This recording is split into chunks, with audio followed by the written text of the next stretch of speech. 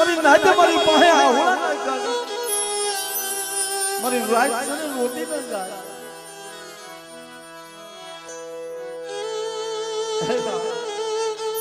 તને ટપોરા ધોળા કરાય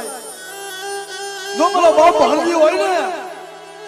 તને ટપોરા હો મારા બાપ મારો નો